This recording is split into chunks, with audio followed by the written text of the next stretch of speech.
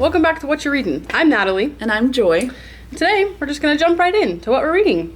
So, I'm about 88% of the way, I think, through Rebel Witch by Kristen, gonna butcher the last name, Ciccarelli, I think. Cinderella. Don't judge me by how I pronounce last names. I'm so sorry. But it's really good.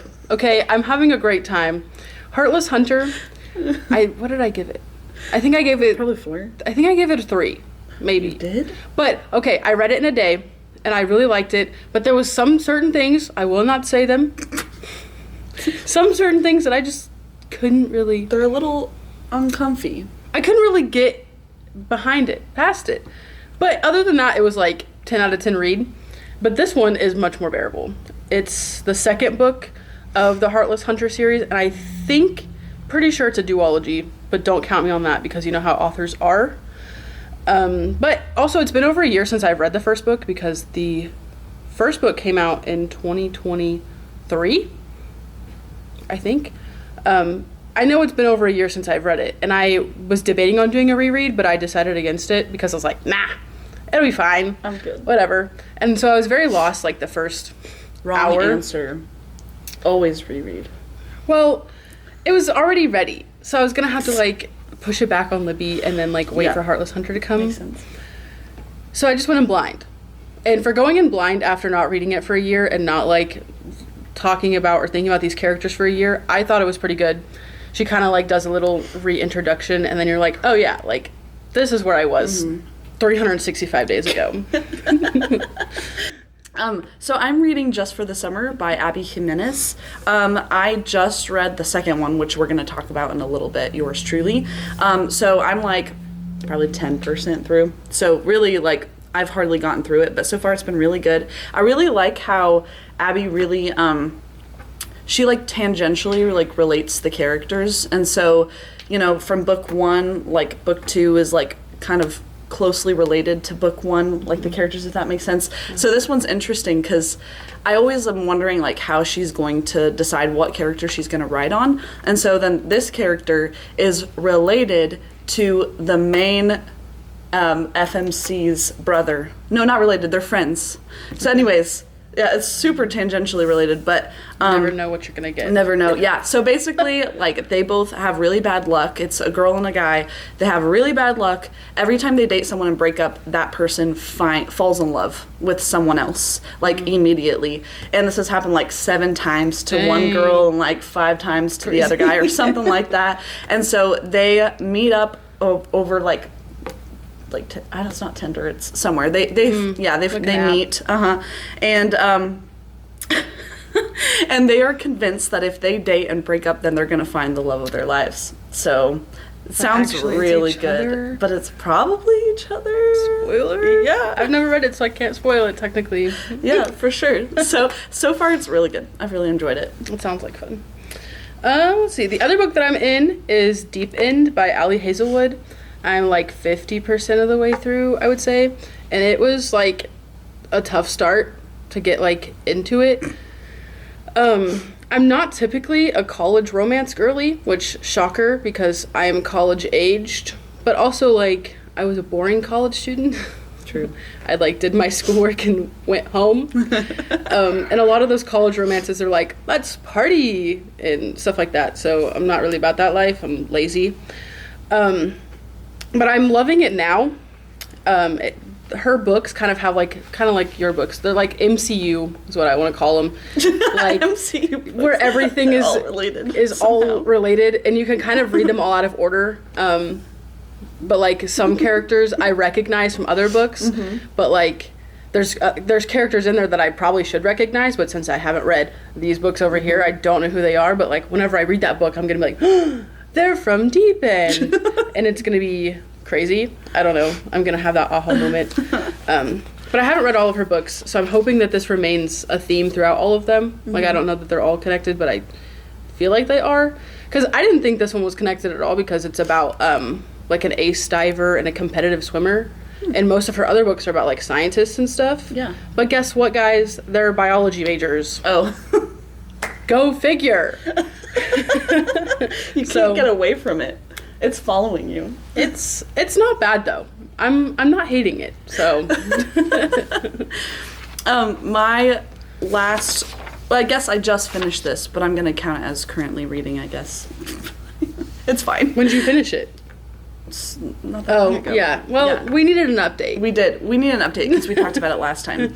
I finished Quicksilver and completely agree with Natalie. It was definitely like so repetitive. I'm trying really hard not to like judge books based on like other books that I've read, like only judging them based on the book itself, but still I felt like it was bad.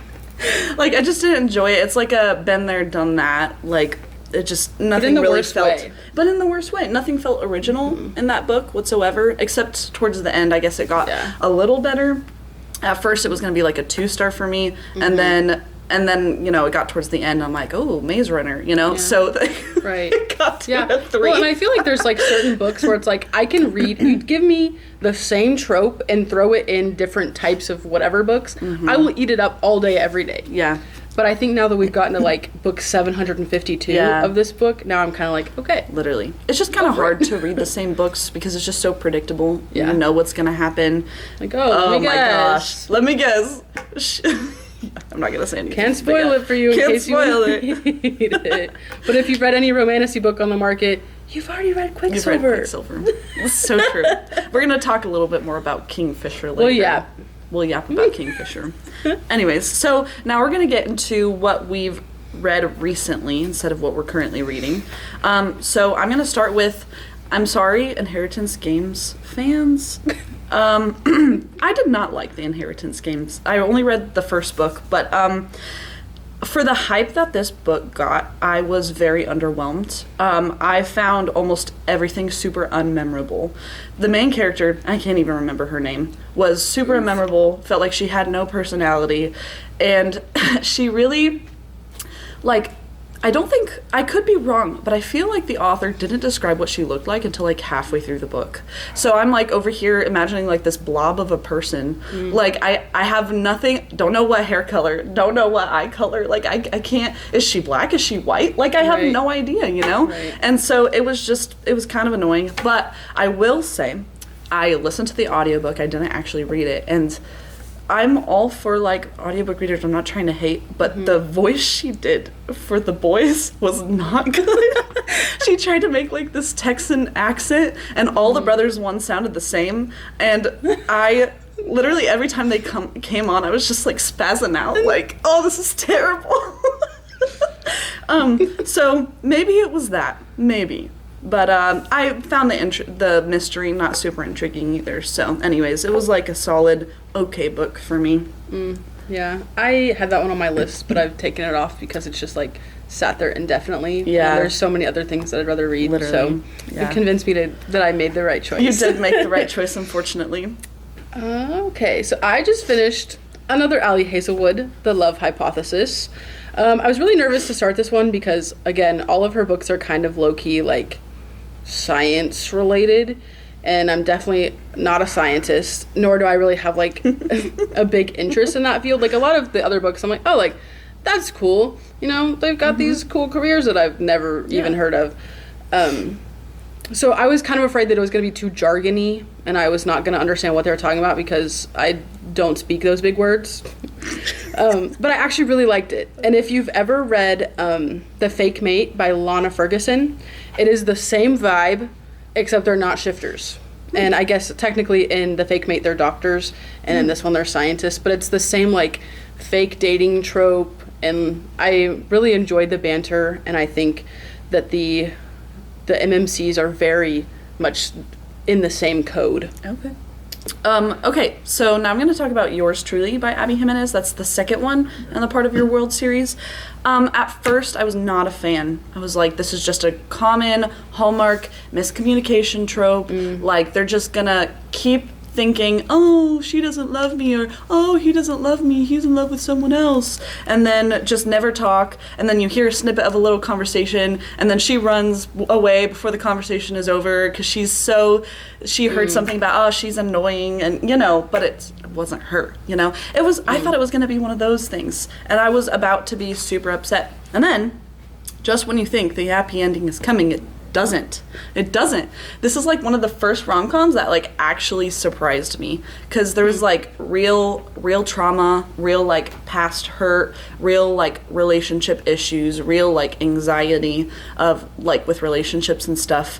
And I bumped it up to a 4 after that, but I was super surprised. FMC grapples with like real paralyzing fear about this current relationship because of her past relationship. And I thought that part was like really phenomenal. So yeah, it was pretty good. It sounds epic. Yeah. I just finished House of Earth and Blood, Miss Sarah J. Maas. This, my friends, is your classic Sarah J. Maas book, where it started out mega slow, and it took me a month, and for those who know me, you don't. I can typically get through a book a week, if not like 4 to 5 days, and this one took me a month to do. I'm not gonna lie, there wasn't as much like oomph like you normally get at the end of a Sarah J. Maas book, where you're like, oh my gosh, my head is spinning, my brain is soup, what's going on? Yeah. It was fine. It was okay. I don't feel like that ending was worth 800 some pages. Wow.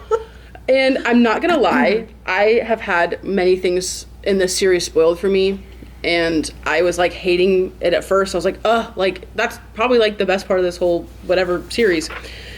But I probably would have DNF'd the series if it wasn't for me knowing the spoilers.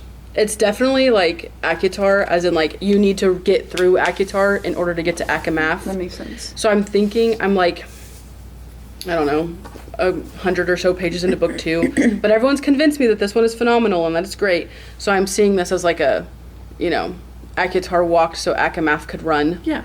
It's so true though. So I'm remaining optimistic, but man, it was hard to get through Akitar to get to Akamath. But imagine if Akitar was 800 pages and not 330. So, this is some people's favorites though. So really? I'm waiting for it to be that. But also, everyone has their favorite Sarah J. Maas series. You might wait indefinitely. It's possible. And then I'll cry, because then I will have wasted like 1,600 pages worth of life. It's okay. It made you a better person. Or it doesn't, and I'm like, I miss me before Christmas. I wish I was the woman I was like 3 months ago before I even started this. No, I don't think about Tog. No. Yeah. But Tog has me in a chokehold, like Stockholm syndrome, because I read all of Tog and I was like, Tog, this is awful. And then I saw like all the TikToks of like, oh my gosh, Aelin, and I'm like, yeah. Right? I guess I'll do a reread. Those were good, weren't they? But then I feel like I'm gonna get in them and be like, ugh, kale. Nobody likes kale. No, nobody likes kale at all. The person, the vegetable. No. Nobody likes kale. Literally.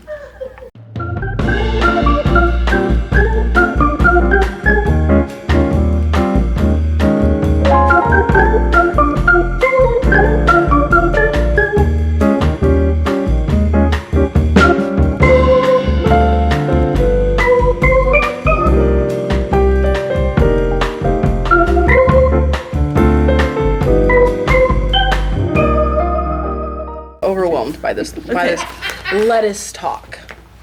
Let us talk. Yeah, you're welcome. Okay, we're gonna do a new thing that we have not done yet. We are going to be reading 1-star reviews of our 5-star reads. This is gonna be brutal, okay? Already telling you, it's brutal. I'm not ready. Okay, well, so my book is Powerless, and which one did you go with? Divine Rivals. Okay. Because of course. I love that one. Powerless by Lauren Roberts. Okay, my first... Oh no. My first one. And Joy is going to laugh at all these because she's not a Powerless fan. I'm going to agree with all of them. But, listen, Kai Azar has a special place in my heart. I can't help it, Someone on Goodreads has said, I read fan fictions written by 12-year-olds on Wattpad with a better plot than this. Okay. This is not fun. 1-star review of Divine Rivals. To all the girls on Book Talk that recommended to read this after Fourth Wing, I hate you. But with just a lowercase u, not the actual word. Unseasoned chicken in book form.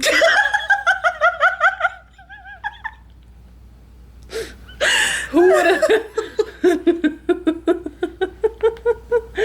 I know that you're a powerless hater, whoever wrote this, but I want to be friends by the way that you review books. But I feel like we probably can't be friends. Okay, this is about Iris. She writes letters like I did when I was heartbroken at 13 over my Minecraft boyfriend. I disagree. She's a prolific writer, okay? Maybe they were just really good at writing to their Minecraft boyfriend. They definitely weren't. She's too good for that. Roman cantankerous cat.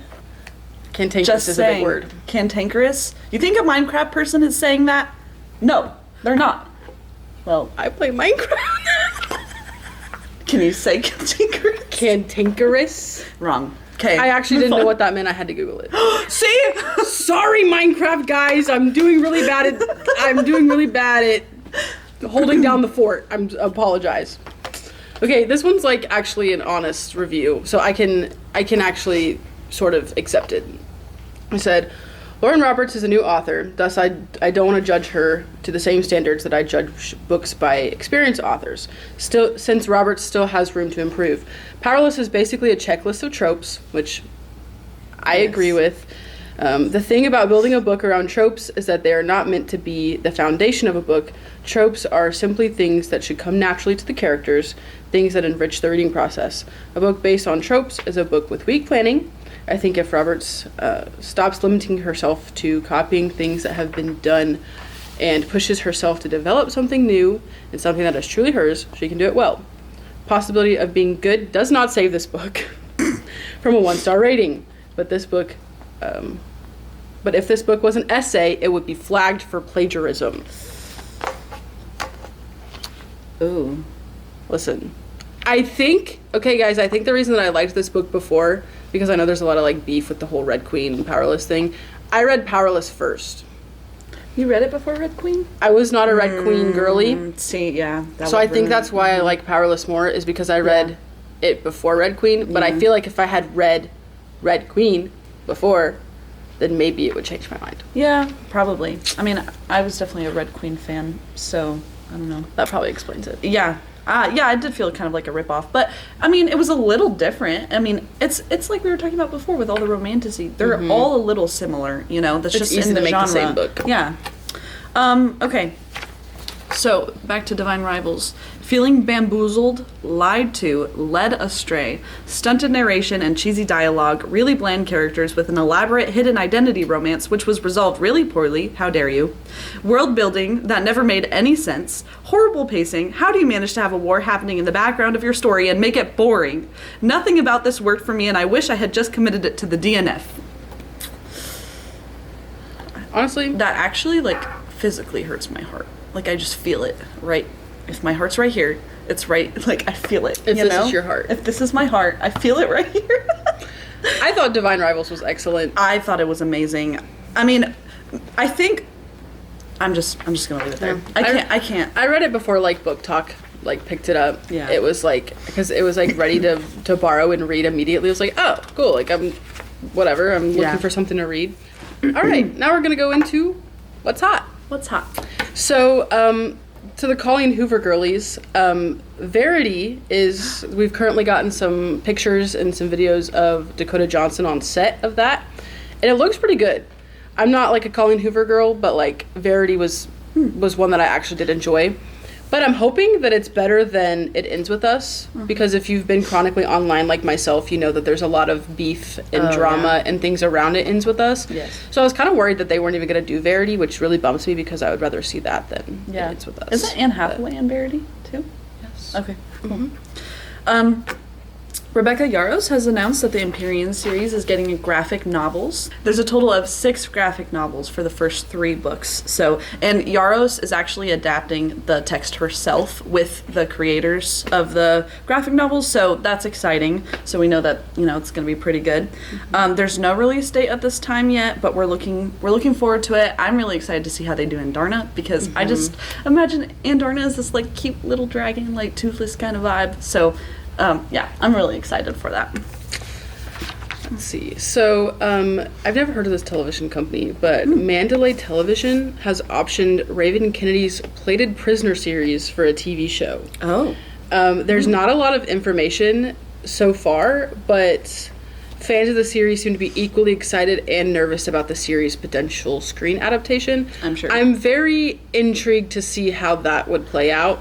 Just because I know a lot of times people, like, mess up basic stuff, like The Witcher, Game of Thrones, stuff like that. People are, like, very disappointed.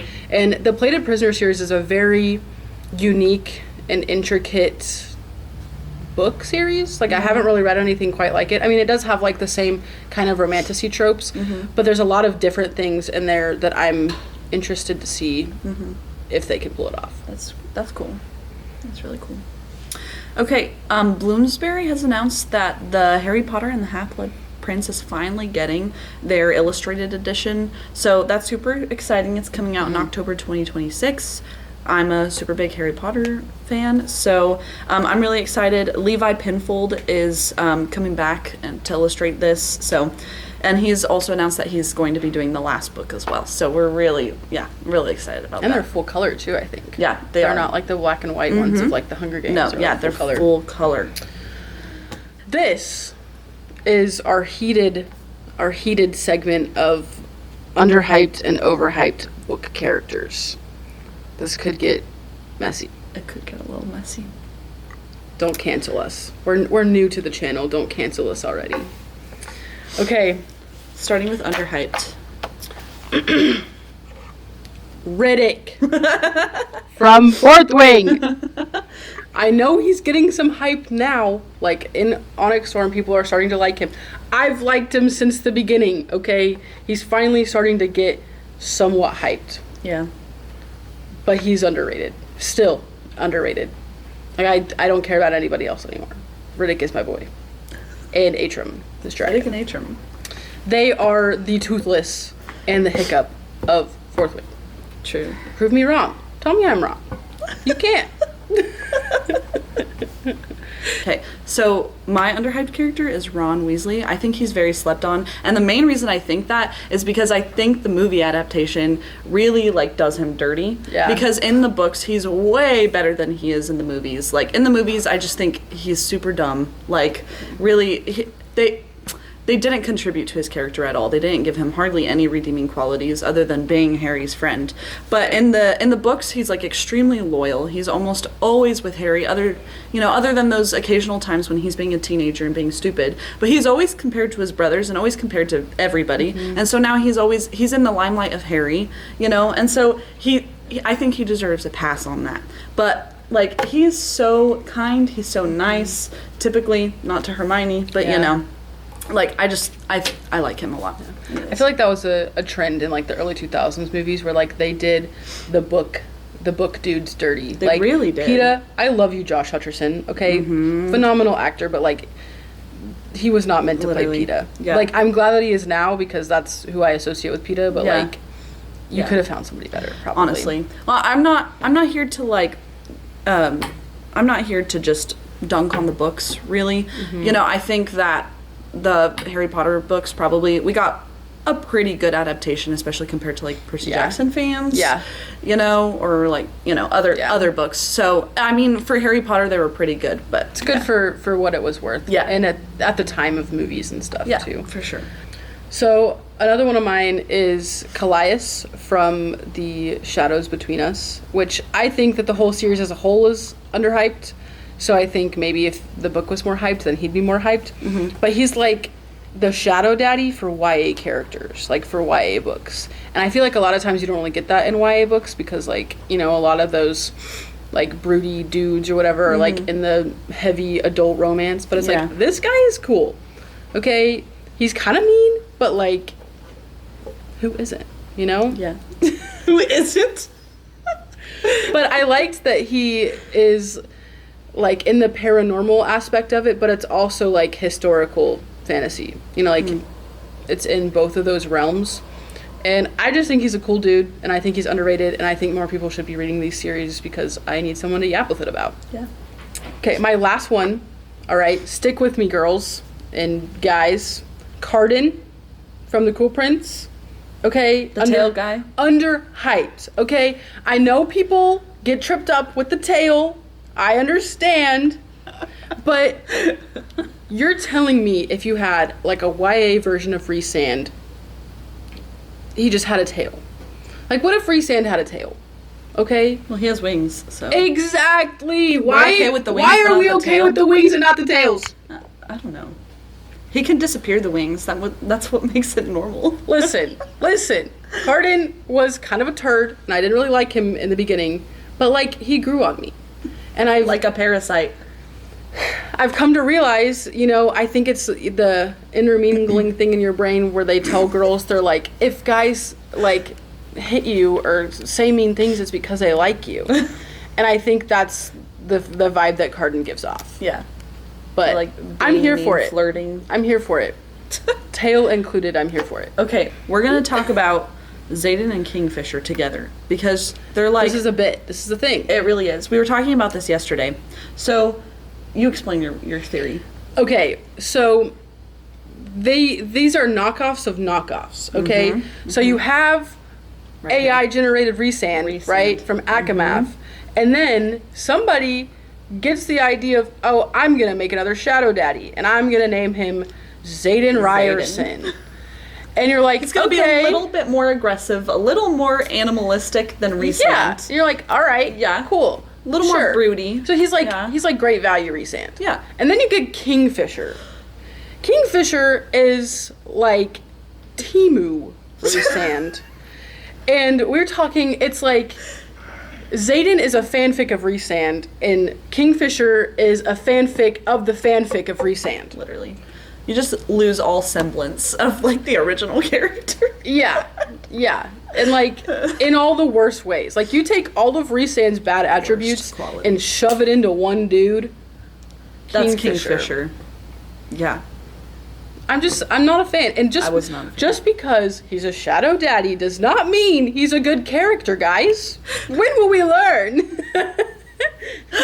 Now it's a lesson. Just because they're broody and, like, that doesn't mean anything.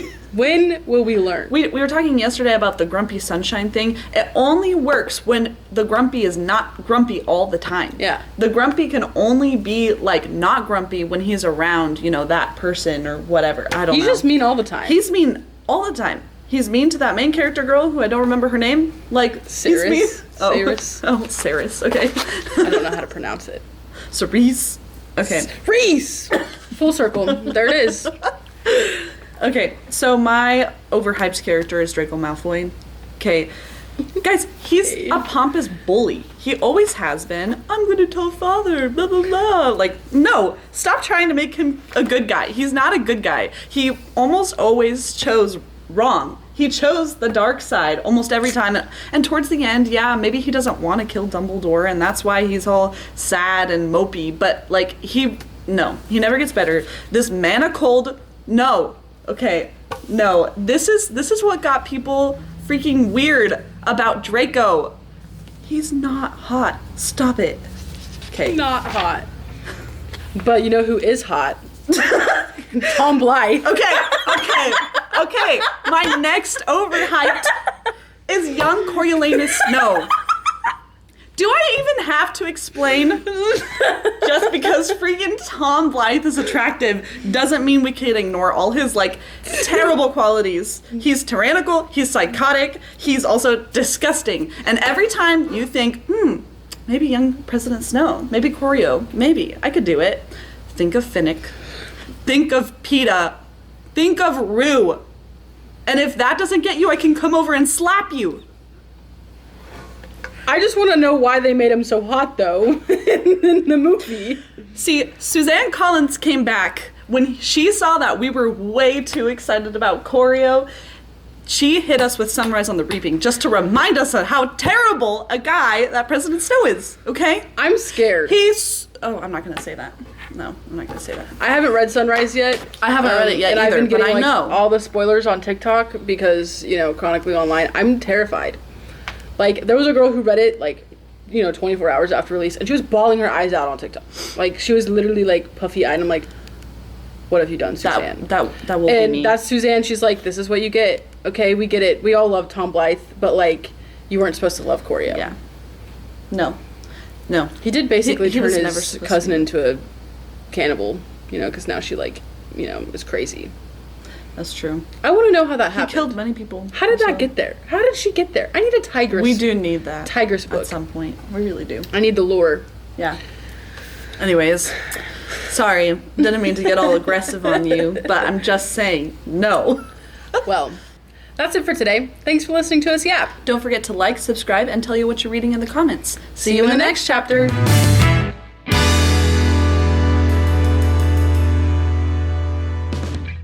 Young Koryo. No! Terrible. Also, him in that skirt though. Oh my gosh! Natalie!